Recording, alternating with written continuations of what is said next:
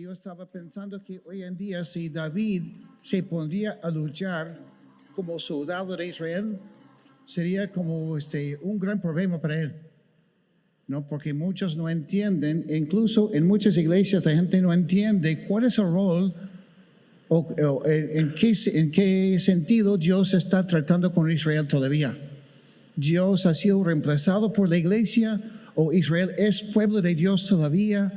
¿Y cuáles son las implicaciones en esas cosas para nosotros? Porque me imagino que la mayoría de nosotros, y no todos, no somos judíos hoy día. Hemos tenido judíos en la iglesia antes, pero ya no están. David Kapliski, que sirvió con nosotros como misionero 2 años siendo judío mesiánico, por ejemplo. Muchos de ustedes no lo conocieron y otros también. Pero por si acaso, si necesitas una Biblia, levanta la mano para que podamos prestarte una. ¿Alguien necesita una Biblia? Vamos a estar en Jeremías, capítulo 25, para empezar. Jeremías, capítulo 25. Hay algunas personas que necesitan por ahí. Escucho el teclado. Oh, no, ese es el video, ¿no? Ay, yo me olvidé del video. Pásenlo el video, por favor.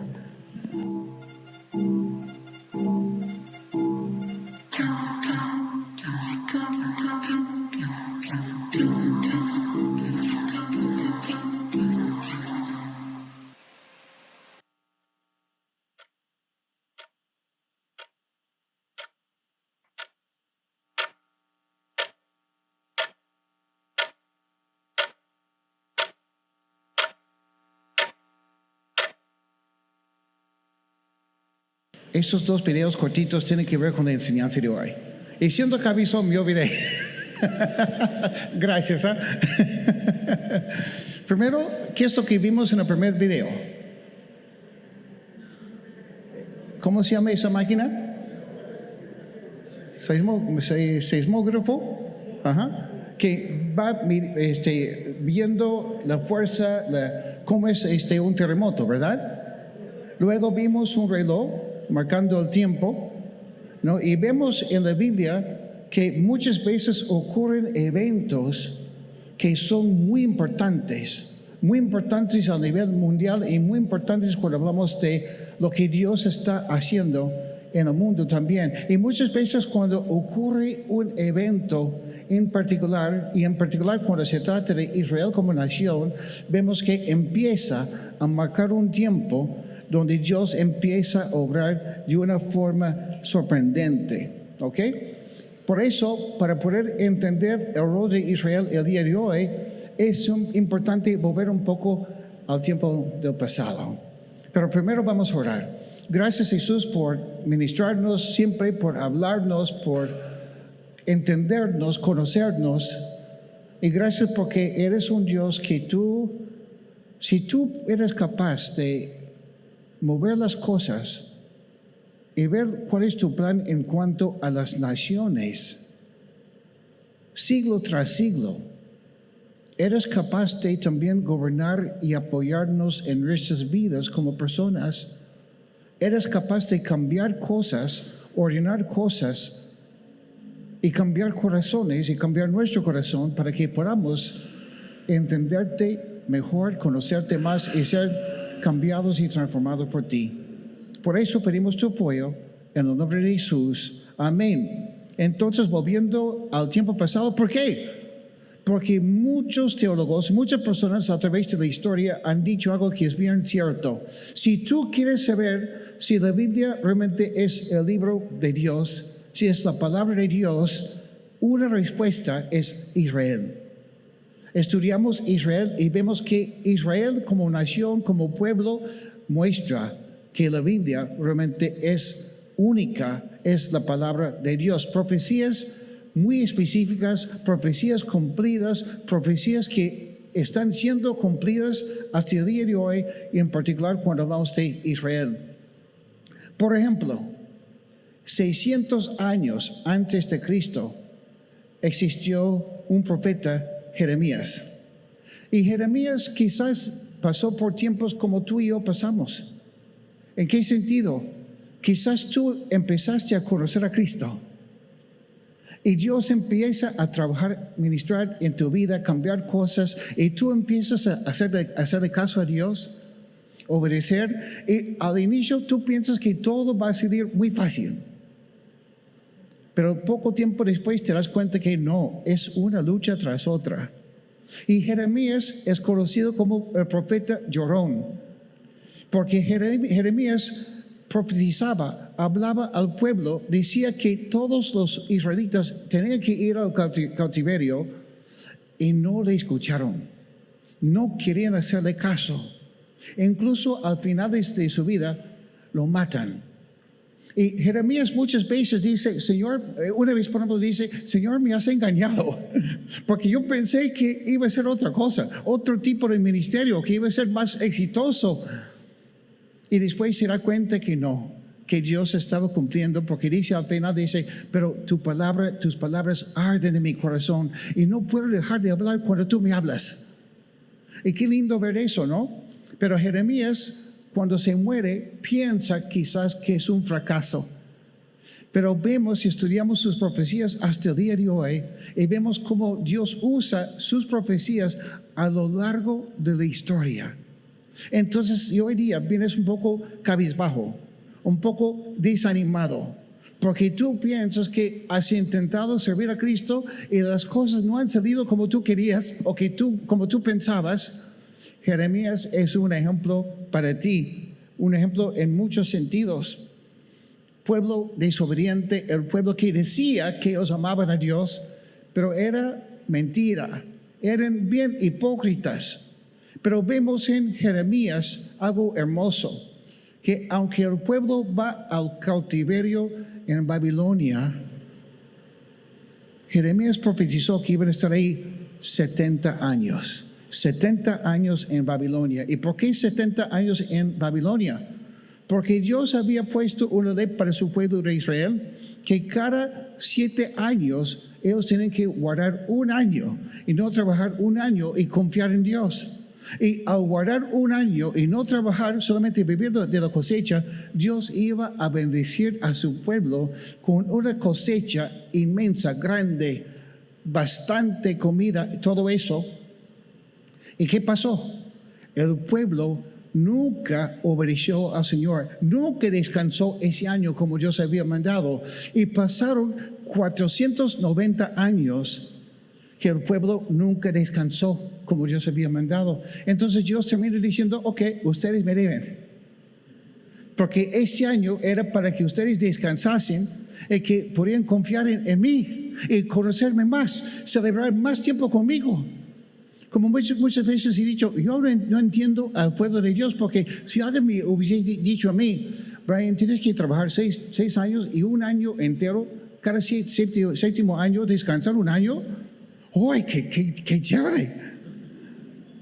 Pero ellos, por no confiar en Dios y por la codicia, etcétera, no querían descansar. Entonces, 490 años que no descansaron, Dios dice, ok, ustedes me deben. Y me deben 70 años. 70 años por no obedecerme. Y en esos 70 años en que no solo no descansaban, sino que pecaban cada vez más y no me hacían caso, desobedecían, voy a enviarlos al cautiverio en Babilonia. Y justo Dios cumple con eso. Entonces vemos que Jeremías es una lección, su vida es una lección para nosotros, porque Jeremías prueba la fidelidad de Dios en el juicio.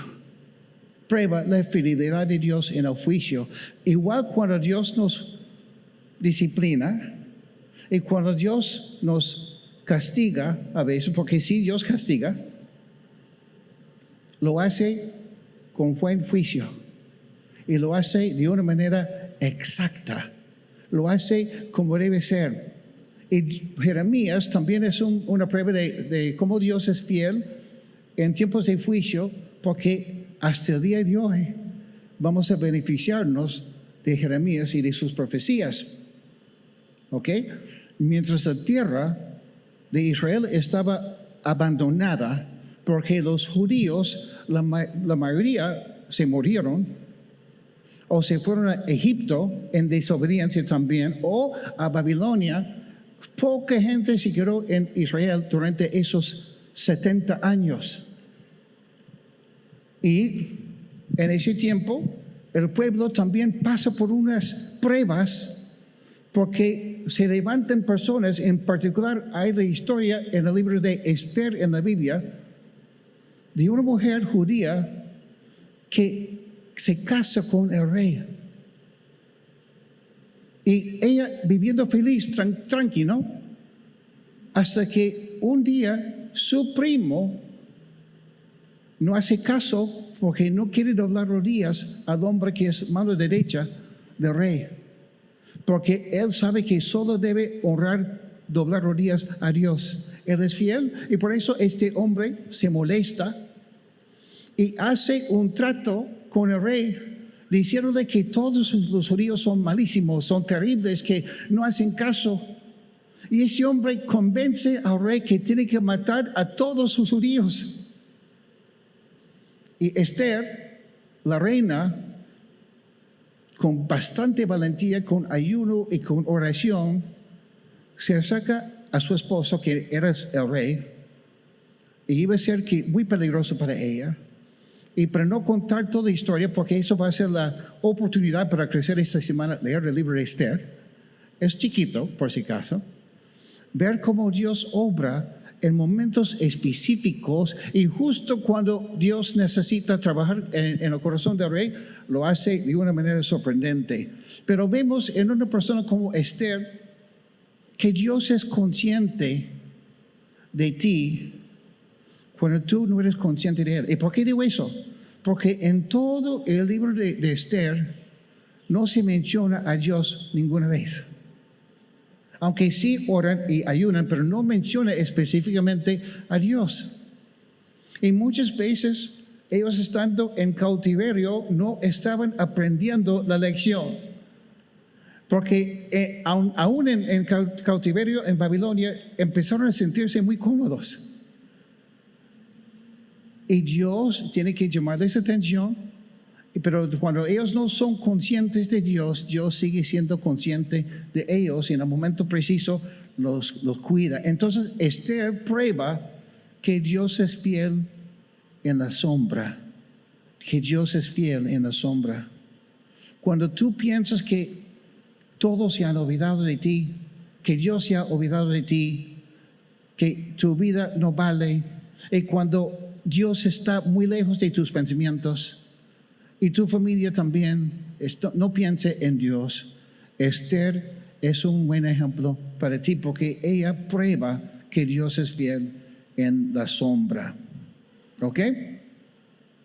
Y si Dios salvó a su pueblo del exterminio a través de cosas milagrosas, su fidelidad de Dios no depende de lo que tú ves. Justo cantamos la primera canción cantamos de más allá de lo que no, o sea, lo que no vemos, ¿no? Y eso es sumamente importante. El Dios que servimos es capaz de manejar el caos en tu vida. Yo no sé cómo están ustedes. Algunos aquí saben un asunto mío, que no es un asunto tan grande, pero en mi mente se vuelve grande a veces. Tenemos un problema con un vecino. Y el vecino ha puesto un cerco. Tenemos una casa, no en Lima, sino en la selva. Y el vecino ha puesto un cerco ahí donde no podemos ingresar legalmente a nuestra casa. Y el gobierno le ha dado la razón a él, aunque es una calle pública que ha cerrado. Y últimamente eso me fastidia. Y cada mañana tengo que levantarme y orar y otra vez entregar ese asunto al Señor y otra vez leer la Biblia y otra vez confiar en las promesas de Dios, porque es una lucha para mí. Claro que ustedes nunca pasan por cosas así, ¿no? No hay ninguna lucha que les fastidia en sus vidas. Pero en mi caso sí. Oren por mí. ¿Ok? Pero ¿a dónde voy? En el tiempo de Esther, Era un problemona y parecía que no había solución. Pero Dios estaba obrando igual. En 2 de Timoteo, capítulo 2, versículos 11 al 13, están en la pantalla, no tiene que buscarlo necesariamente. Dice, este mensaje es digno de crédito. Si morimos con Él, también viviremos con Él. Si resistimos, también reinaremos con Él. Si lo negamos, también Él nos negará. Y este versículo 13 me encanta. Si somos infieles, Él sigue siendo fiel. Subrayando en sus Biblias. Es muy importante porque cuando no somos fieles, siempre nos sentimos condenados. Siempre fallamos al Señor porque somos pecadores, somos débiles todavía. Y hay un enemigo que te señala, que te dice, ay, mira lo que has hecho. Mira cómo otra vez has fallado al Señor. Pero mira lo que dice aquí. Si somos infieles, Él sigue siendo fiel, ya que no puede negarse a sí mismo. Entonces, Dios también, por otro lado, si Dios es fiel y es fiel a su plan, eso es muy importante, porque tú, como yo, nosotros tenemos que hacer ¿qué cosa? Seguir a Cristo. Porque sus pensamientos son más altos que los nuestros, su plan es mejor que el mío, sus ideas son muy diferentes que las mías. Y qué bacán cuando servimos a Cristo, seguimos a Cristo, cuando entendemos y cuando no entendemos. ¿Ok? Claro, estoy hablando de Israel hoy día. Esther era del pueblo de Israel. Jeremías de Israel. El último personaje que voy a mencionar rápidamente se llama Daniel. Daniel fue un chico judío que fue sacado de Israel, llevado a Babilonia para servir al Dios de Babilonia, Nabucodonosor. Y una de las cosas que pasó es que el rey no quería ninguna distracción para esos jóvenes que tienen que servir en su reino. No quiero que se metan con las chicas. Y por eso lo volvió Nabucodonosor, el rey, lo volvió a Daniel eunuco. O sea, le cortó su parte privada. Para que no podía tener hijos, no ser una distracción. Sí, es un poco fuerte, pero es lo que pasó. La Biblia lo dice. Y Daniel, a pesar de vivir en otro país, en otra cultura, con otro idioma, con otras cosas, y cuando hasta el rey quiso quitarle su identidad como hombre, Daniel fue fiel al Señor. Y Daniel, siendo un joven, siempre obedecía a Dios.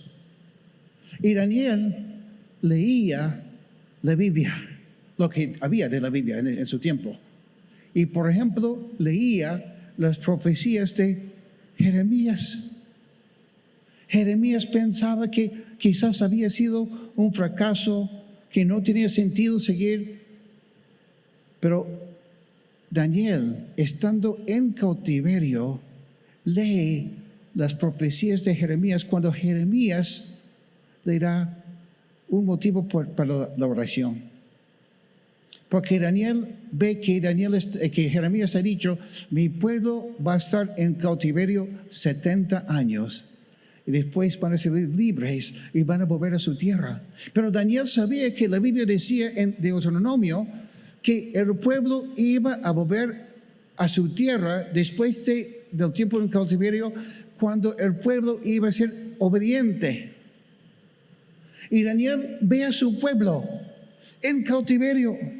Y Daniel dice y clama al Señor y ora y dice, Señor, el tiempo se acerca cuando tenemos que volver. Pero hay un problema. No somos obedientes. No estamos cumpliendo con lo que tú pides. Pero Señor, tú has dicho que vamos a volver en 70 años y ya se acerca la fecha. Entonces Daniel ora con evidencia. Lee la Biblia y ora conforme a lo que lee y no conforme a lo que ve.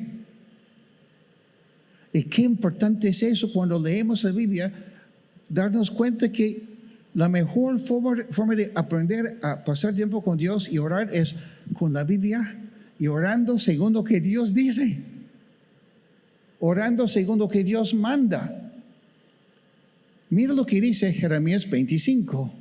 Por eso les pedí abrir sus Biblias a Jeremías 25, versículos 11 al 12. Profecía de Jeremías años antes de Daniel.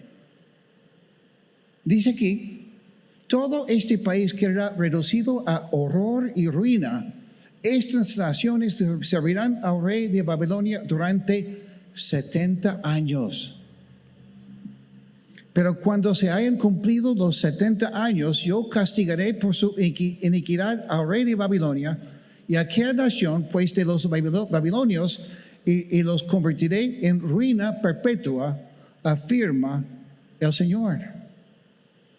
Capítulo 29, y el versículo 10. Jeremías 29, unos capítulos más allá, versículo 10. ¿Ya están ahí? Jeremías 29. ¿Sí? Levanten la mano si ya están en el capítulo 29. Ok, muy bien. Versículo 10. Así dice el Señor, cuando a Babilonia se le hayan cumplido los 70 años, yo los visitaré y haré honor a mi promesa en favor de ustedes. Los haré volver a este lugar. Algo que es muy interesante es que cuando Daniel ora así, Dios ve su sinceridad de Daniel. En capítulo 9 de Daniel, no tengo tiempo para explicarlo hoy día. Podría ser una buena opción, una buena tarea para ustedes si desean hacerlo esta semana. Dios le da a Daniel una profecía de 70 semanas. Y esa profecía tiene varias partes. Y una parte es la primera parte donde Dios le dice a Daniel la fecha exacta cuando Jesús va a entrar a Jerusalén montando un burrito. La fecha exacta, cientos de años antes. Y dice también que quedará una última semana que llega a ser una semana de tribulación en los últimos días, cuando Dios va a tratar con Israel y su desobediencia. Y al final de ese tiempo de 7 años de tribulación, todo Israel será salvo. La profecía de Daniel capítulo 9, si quieren buscar información, estudiarlo, sería chévere, ¿ok? Daniel clama al Señor, pide misericordia por su pueblo, y Dios le da una revelación mucho más allá de lo que Daniel había pensado. Y cómo Dios va a restaurar a su pueblo. Y ahora, Daniel prueba que Dios es fiel en la restauración de su pueblo. Dios es fiel en la restauración de su pueblo. ¿Ok?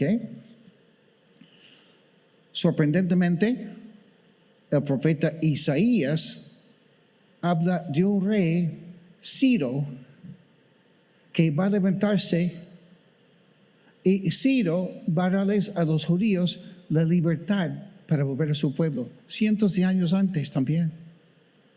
Y cuando Ciro lee la profecía acerca de su propia vida y que la Biblia menciona su nombre, ¡oh, wow! Y Ciro toma en serio lo que Dios dice, y Ciro manda a los judíos a Jerusalén y paga sus gastos. Da plata para que puedan construir de nuevo su templo, por ejemplo. Pero igual construyendo su templo, el pueblo de Dios en la tierra suya en Israel, el pueblo construye el templo, pero el pueblo todavía no busca a Dios como debe ser. El pueblo busca a Dios estando en la tierra ya, siendo un pueblo desobediente todavía. Cuando llega Esdras, y Esdras lee las escrituras, y el pueblo empieza a darse cuenta que han hecho mal. Y el pueblo empieza a, lo que llevamos en las iglesias, en la Biblia, empieza a arrepentirse. O sea, en vez de confiar en sí mismos, empieza a confiar en Dios. Pero, ojo, Dios manda a los israelitas a la tierra primero. Y después viene el momento cuando el pueblo se da cuenta que ellos realmente necesitan de Dios. Mira, Dios es un Dios del calendario y es un Dios de precisión. Hace todo conforme a la fecha exacta y Dios hace las cosas en el momento preciso y a la forma exacta también. Eso es para alguien aquí, quizás para mí. Estás esperando algo y sientes que Dios te ha prometido algo. En mi caso, yo sé que en algún momento van a sacar ese cerco. ¿Cuándo? Ay, cómo quisiera saberlo. Pero sé que Dios es un Dios que cumple con sus promesas, es un Dios de calendario, es un Dios de precisión también. Ahora me toca confiar en Él, ¿ok? Porque la preocupación no cambia la situación, pero sí cambia mi estado de ánimo y cambia si estoy viviendo con paz o no, ¿verdad? La confianza en Dios cambia mi paz. Y para recordar, el retorno a la tierra para Israel anticipa el retorno a Dios. El retorno a la tierra para Israel anticipa el retorno a Dios. Porque las promesas de Dios para Israel siempre son vinculadas no solo con Dios, sino con la tierra. Y por eso se llama la tierra prometida. ¿Ok? El pueblo experimenta paz cuando ellos buscan a Dios. Y más importante, el retorno a la tierra anticipa en los últimos días cuando Israel va a retornarse y va a ver a Cristo. ¿Ok? Pero Brian, tú dijiste que el tema, el título era también Israel hoy. Yo veo que los judíos no aman a Dios. Veo que los judíos no reconocen a Cristo. Entonces, ¿cómo es? Es un tema amplio. Pero busquen en sus Biblias Ezequiel.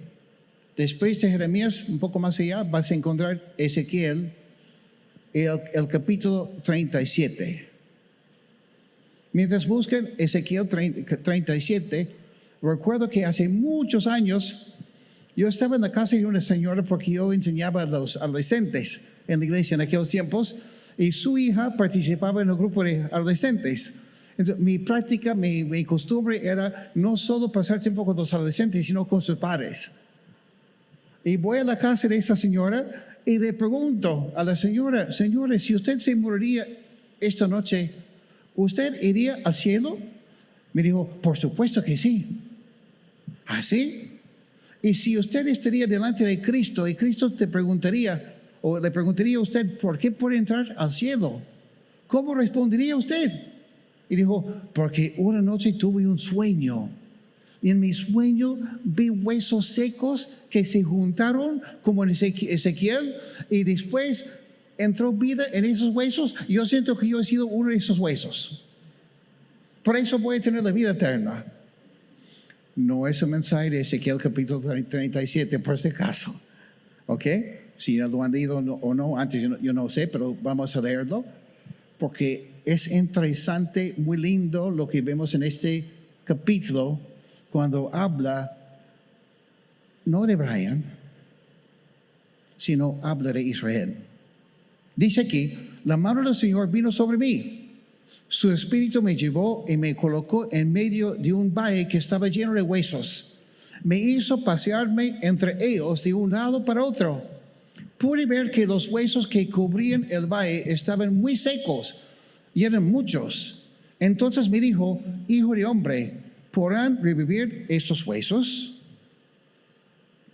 Interesante, porque en la Segunda Guerra Mundial vemos que se mueren más o menos, nadie sabe el número exacto, pero más o menos 6 millones de judíos. Y los que no se murieron, muchos de ellos fueron llevados a los campos de concentración. Yo no sé si ustedes saben cuántos campos de concentración que tenían los nazis en aquellos tiempos en la Segunda Guerra Mundial. Eran más o menos 44,000. No eran unos 5 o 6. Claro que para diferentes propósitos. Pero por eso ellos estaban siendo casi exterminados como pueblo. Masacrados durante la Segunda Guerra Mundial. Y no tienen dónde escaparse, no tienen una nación, no tienen una tierra, no tenían la oportunidad. Muchos de ellos, sí, algunos sí se escaparon a diferentes países como Inglaterra, etcétera. Pero vemos en las fotos, primero la primera foto es antes, no sé si lo pueden ver o no, pero mira cómo cuando entraron los aliados, encontraron a los judíos huesos secos. Hay otras fotos también que no he puesto de cómo han encontrado las cenizas mezcladas con huesos completamente quemados. Y los judíos en aquellos tiempos decían, como pueblo ya estamos muertos, estamos sin esperanza. No hay oportunidad para nosotros, no sabemos qué vamos a hacer.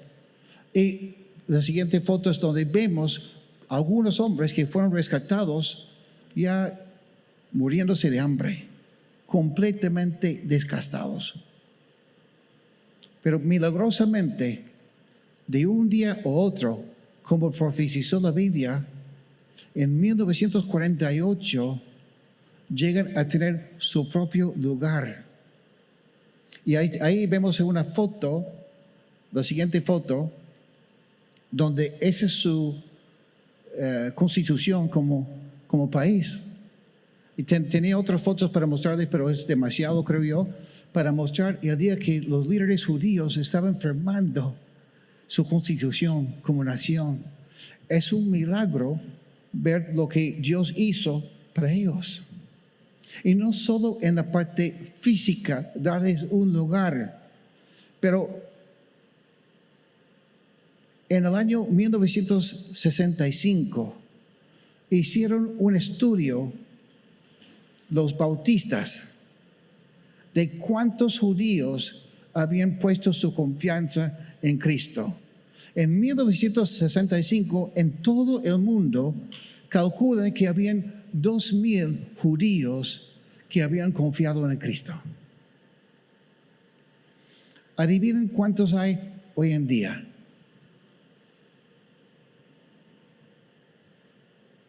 Hay más de 1 millón de judíos que han puesto su confianza en el Señor. Desde 2,000 hasta 1 millón es un montón. Vemos que Dios, al llevarles a la tierra, cuando ellos no habían reconocido a Jesús todavía, Dios empieza a obrar en ellos. Interesante, la primera fase, cuando Dios empieza a tocar al pueblo judío, es la restauración física del pueblo. O sea, los vuelve a su tierra. La restauración física. Capítulo 37, la segunda parte del versículo 3 hasta el versículo 6.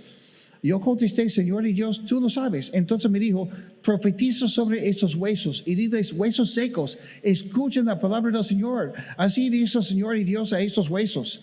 Yo haré entrar en ustedes espíritu y vivirán. Les pondré tendones y haré que les salga carne. Los cubriré de piel y les daré aliento de vida. Así vivirán y sabrán que yo soy el Señor. Versículo 7. Tal y como me lo ordenó, profeticé. Y mientras profetizaba, se escuchó un ruido que sacudió la tierra y los huesos comenzaron a unirse entre sí. El micrófono está sonando un poco loco, ¿no? Ok, un poco crazy. Se escuchó un ruido, no solo en el micrófono, sino que se sacudió la tierra. Y los huesos comenzaron a unirse entre sí. Yo me fijé y vi que en ellos aparecían tendones, les salía carne y recubrían de piel. Pero no había espíritu en ellos. No había espíritu en ellos. Y esa es la condición de muchos judíos el día de hoy. ¿Ya tienen ánimo? Es increíble cómo Dios ha hecho milagros, porque en 1948 firman el documento y el día siguiente terminan siendo atacados por 5 países, cuando ellos recién estaban ubicándose. Que es interesante.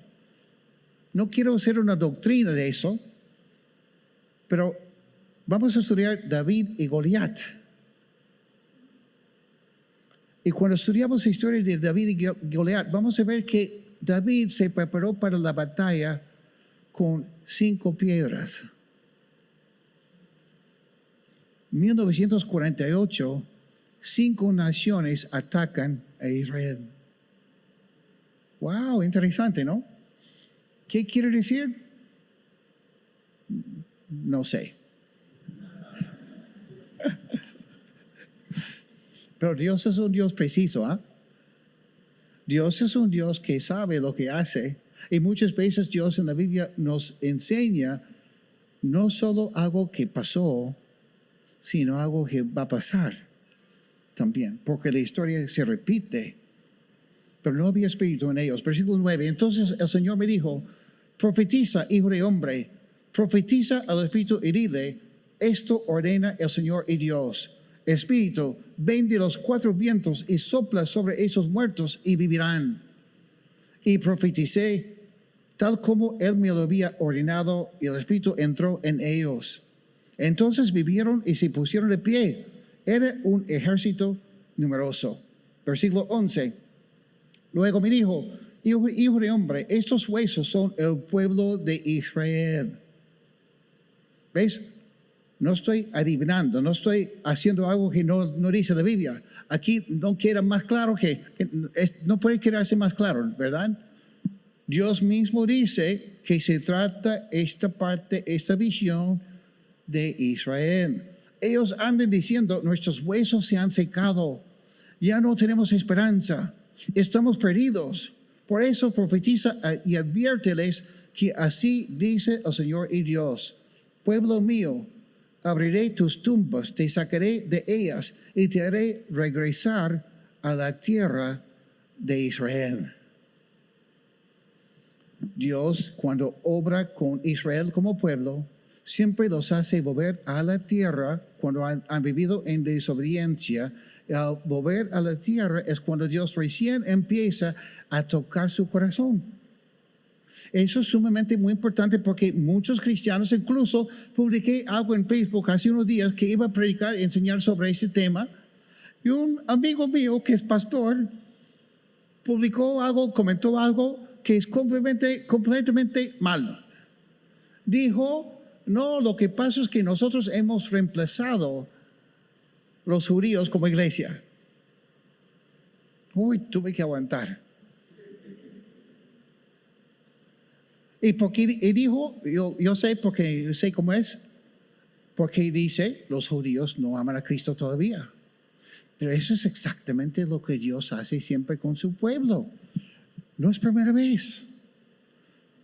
Mira, cuando Moisés sale de Egipto con su pueblo y llegan al río Jordán y Dios empieza a tocar sus corazones de algunos y piensan, ¿podemos ingresar o no podemos ingresar? Y Moisés manda 12 espías a ver cómo es. Y cuando vuelven, 10 de esos 12 dicen, no podemos, hay gigantes ahí. No podemos. Solo 2 dijeron que sí, Caleb y Josué. Entonces, por la influencia de esos 10, los judíos dicen, no podemos ingresar a la tierra prometida. Y se quedan en el desierto, esa primera generación, todos se quedan hasta que se mueren. Y es la siguiente generación que recién entra. Y cuando el pueblo está listo para entrar, ¿qué es lo que pasa? Josué está ahí, ¿qué hacemos? Manda a los sacerdotes con el arca del pacto, que era la manifestación de la presencia de Dios, y el río Jordán se abre, tal como pasó casi igual con Moisés con el Mar Rojo. Y el pueblo pasa por el río Jordán y entra, y cuando llegan al otro lado, ya están en la tierra prometida. ¿Y cuál es la primera cosa que hacen? Nos hemos descuidado, no hemos obedecido al Señor. Porque Dios nos manda como judíos, como hombres, circuncidarnos. Pero estamos en tierra de los enemigos. ¿No hubiese sido mejor hacerlo al otro lado antes de ingresar? Peligroso. Pero no, tenemos que obedecer. Empiecen a tomar en serio su relación con Dios cuando ya están en la tierra. Entonces, vez tras vez, varias veces en la Biblia, vemos que Dios siempre actúa igual. Para mí es bacán ver que Israel está en su lugar después de 2000 años casi. Y que Dios está tocando corazones de muchos judíos. Que implica, que enseña, creo yo, según las profecías de la Biblia, que hermanos, amigos, realmente estamos en los últimos días. Porque Dios nos profetizó que iba a ser así. Entonces, la segunda fase es la restauración espiritual. Esta segunda fase, versículo 13 al 14, como ya estoy explicando. Y cuando haya abierto tus tumbas y te haya sacado de ahí, entonces, pueblo mío, sabrás que yo soy el Señor. Pondré mi espíritu en ustedes y vivirán. Y te estableceré en tu propia tierra. Entonces sabrás que yo, el Señor, lo he dicho y lo cumpliré, afirma el Señor. Qué lindo lo que Dios hace. Qué lindo que cuando nadie cree, Dios sigue obrando. Qué lindo que Dios siempre cumple con sus promesas. Y ahora, ¿cuál es nuestro rol como iglesia? No voy a profundizarme mucho en eso por falta de tiempo. Pero hoy en día hay muchos judíos que nunca han escuchado el Evangelio. Hay muchos judíos que opinan que los cristianos están en contra de ellos. Entonces, si en algún momento tú tienes la oportunidad de hablar con un judío, mostrarle Isaías capítulo 53, por ejemplo, que habla de Jesús como el Mesías, como el Salvador. Pero Brian, no conozco a ningún judío. Quizás es porque no has orado todavía. Porque Dios es capaz de enviarte uno. O si no, orar por otra persona que puede hablar con ellos, ¿no? Mira, como iglesia no reemplazamos a Israel. Pero como iglesia sí somos la luz del mundo. Y quizás tú, en tu barrio, en tu lugar, en tu trabajo, en tu colegio, en tu universidad, vas a poder hablar con otra persona que es gentil, que no es judío, acerca de Cristo. Y quizás esta persona va a terminar siendo la persona que va a hablar con otras personas, incluso con unos judíos, para que ellos puedan conocer a Cristo. Yo podría contar historias, porque donde yo viví con Betty en Miami hay bastantes judíos. Y ha sido lindo ver cómo varios de ellos que conocemos han entregado sus vidas a Cristo. Romanos capítulo 11, versículos 13 al 16, donde dice el apóstol Pablo, que por si acaso fue judío, la primera iglesia, la iglesia primitiva, puros judíos. Dios nunca rechazó a su pueblo. Y Dios tampoco no te rechaza a ti. Mira lo que dice Pablo. Me dirijo ahora a ustedes, los no judíos. Como apóstol que soy de ustedes, le hago honor a mi ministerio que quisiera ver si de algún modo despierto los celos de mi propio pueblo para así salvar a algunos de ellos. Pues si el haberlos rechazado dijo como resultado la reconciliación entre Dios y el mundo, ¿no será su restitución como volver de la muerte a la vida? Si se consagra la parte de la masa que se ofrece como primicias, también se consagra toda la masa. Si la raíz es santa, también lo son las ramas. En breve, lo que Pablo está diciendo es que lo que Dios quiere hacer con nosotros es cuando tenemos esa relación personal con Cristo y vivimos con su gozo del Señor en nuestras vidas. Cuando hay gente que no conoce a Cristo, en particular los judíos, debemos de tener tanto gozo y tanto amor y tanta alegría, tanta paz en nuestras vidas, que los que no conocen a Cristo, en particular los judíos, terminan diciendo, yo no tengo lo que tú tienes. Eso es lo que necesito, eso es lo que yo quiero. Eso requiere, igual que en Ezequiel 37, en nuestro caso, que tenemos que tener al Espíritu Santo, ministrando y obrando en nuestras vidas, ¿verdad?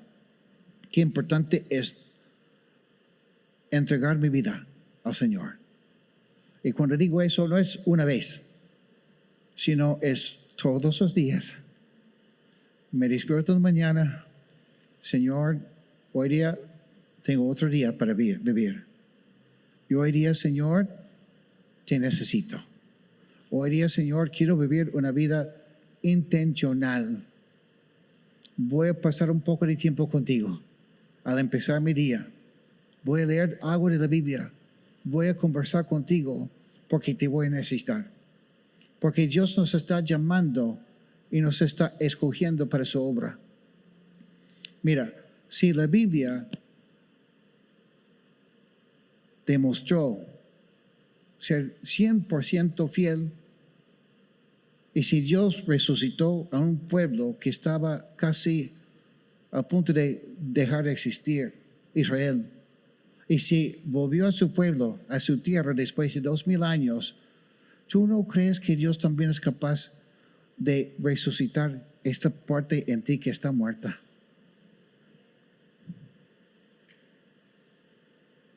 Yo perdí la esperanza.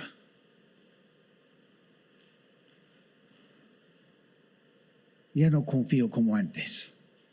Porque antes me hicieron tal cosa. O antes me trataron así. Y por eso no abro mi corazón a nadie. Yo no confío en nadie. Pero ¿no te das cuenta que Pablo, que había asesinado a cristianos, cuando entregó su vida a Cristo, años después escribe a los Corintios y dice que somos nuevas criaturas? ¿Tú crees que Cristo puede realmente hacerte una nueva persona, una nueva criatura? Yo creo que sí, ¿eh? Porque Dios es así. Entonces, vivir intencionalmente, porque tu vida no es solo para ti. Tu vida es para servir a Cristo. Y tu vida es para servir a otros también. Vivir intencionalmente es la mejor receta. En 1 Corintios capítulo 1, versículo 9, dice Pablo, fiel es Dios, quien los ha llamado a tener comunión con su Hijo Jesucristo, nuestro Señor. Ay, pero yo siempre quería saber, ¿cuál es mi llamado? ¿A qué me está llamando Dios? Bueno, primero tener comunión con Dios. Eso es lo principal. ¿Puedes decir que realmente tienes comunión con Dios? Espero que sí. ¿Pasas tiempo diariamente con Él? ¿Estás aprendiendo a orar? Juan capítulo 15. En unos minutos voy a terminar por si acaso. ¿Ok? Juan capítulo 15, versículos 1 al 2. Yo soy la vid verdadera, dice Cristo, y mi Padre es el labrador. O sea, Jesús es el que está ahí cultivando. Y se trata de nosotros como personas. Toda rama que en mí no da fruto, la corta. Tenemos un mal concepto a veces en las iglesias modernas cuando pensemos que el objetivo es tener más información, estudiar más, saber más. Pero no es lo que Dios quiere. Claro que no quiere que seamos ignorantes tampoco. Pero lo que Dios desea, lo que Dios está buscando en nosotros es fruto. Fruto, amor. Fruto que quiere decir que vivo de una manera que mi vida testifica de Cristo. Vivo con un propósito. Y mi propósito es servir al Señor. Toda rama que en mí no da fruto, la corta. Qué importante es tener fruto en nuestras vidas. Pero toda rama que da fruto, la poda para que dé más fruto todavía. Qué bacano. Duele cuando Dios te poda. Duele cuando Dios poda una iglesia también. Pero es necesario. Yo prefiero que me pode que me corte por completo. Ser una rama seca es aburrida también. Yo recuerdo que hace años, creo que ha pasado de moda, pero en algún tiempo atrás, los adolescentes decían, ay, qué aburrido, qué aburrido. Yo medio bromeando decía a los jóvenes, en nuestra iglesia no es permitido, no es lícito decir aburrido. Porque la vida en Cristo no es aburrida, es lo máximo, ¿no? Vivir intencionalmente, vivir auténticamente también. Auténticamente, ¿en qué sentido? Empiezo con entregar mi vida a Cristo, pero de manera sincera. No fingir, pero no terminar ahí. Encontrar en Cristo mi identidad. Y justo cuando en unas semanas llegamos a realmente estudiar David y Goliat, vamos a hablar mucho de cuáles son nuestras batallas del día de hoy. ¿Cuáles son esos Goliats que están en el mundo de hoy? Y un Goliat que tenemos que tumbar es nuestra identidad aparte de Cristo. Encontrar mi identidad en Cristo. Y no solo eso. Dice Efesios capítulo 4, hay un solo cuerpo y un solo espíritu, así que como también fueron llamados a una sola esperanza, un solo Señor, una sola fe, un solo bautismo, un solo Dios y Padre de todos, que está sobre todos y por medio de todos y en todos. Qué lindo que Pablo también en algún momento dice, una cosa hago. Me encanta eso porque si fuera mujer, quizás sería capaz de hacer varias cosas a la vez. Pero en que Pablo era hombre, una cosa hago. Ese multitasking, eso de hacer varias cosas a la vez, Pablo no creía en eso. Y dice Pablo, olvidando lo que queda atrás, prosigo a la meta. Qué importante es eso, ¿no? No importa la edad que tengas. Como estamos diciendo, vamos a hacer un retiro en diciembre, 7 al 9 creo que es. Son feriados, ¿ah? Y el retiro es para todos los que quieren servir a Cristo. Ay, pero Brian, yo soy muy joven. Algunos apóstoles, cuando fueron llamados por Cristo, eran adolescentes. Ay, pero Brian, yo soy demasiado tío. Tío no, abuelo. En Cristo no hay jubilación. Júbilo sí, pero jubilación no. Entonces, si tú tienes experiencia, si tú tienes conocimiento de la vida y quieres servir a Cristo, ¿por qué terminar aburrido? Es mejor servir a Cristo, ¿no? Justo ahí hay una mesa y hubo un poco de confusión, porque decía o dice que hay habitaciones para 3 personas, para solteros, y hay gente que pensaba que tenía que buscar a sus compañeros, sino que no podían ir. No, no es eso. Si tú quieres o tienes compañeros y quieres estar con ellos en la misma habitación, está bien. Pero si no, te apuntas, te pagas y te ponemos en una habitación con otros que quizás ni siquiera conoces. Mejor todavía, ¿no? Solo tienes que llevar algo para tapar tus oídos porque quizás ronca la persona. No sé. Mateo capítulo 5. Hagan brillar su luz delante de todos para que ellos puedan ver las buenas obras de ustedes y alaben a su Padre que está en los cielos. ¿Ok? ¿Cómo vas a servir a Cristo esta semana? ¿Cómo vas a ser muy intencional al empezar tu día pasando unos minutos, por lo menos, leyendo un pasaje de la Biblia, pidiendo a Dios mostrarte algo, empezar así? Espero que sí. Muchas veces, honestamente, los cristianos luchamos, mejor dicho, con pasar tiempo a solas con Dios todos los días. Y esa es la clave, es la parte más importante. No queremos que tú termines después de 3 años diciendo, no aprendí mucho todavía. Bueno, requiere un poco de empeño, ¿verdad? Ok, oportunidades para crecer esta semana. Justo acabo de mencionar uno. Otro que sería una buena opción, leer el libro de Esther esta semana. Y en el podcast, que es la enseñanza con unas cosas más, vamos a dar unas pautas y unas preguntas que puedes contestar también acerca del libro de Esther esta semana. ¿Ok? Muy bien. Brian, he venido aquí por primera vez. Yo sé que necesito de Cristo, pero yo me siento indigno. Yo sé que soy una persona que no cumplo. Justo por ti murió Cristo y por mí también.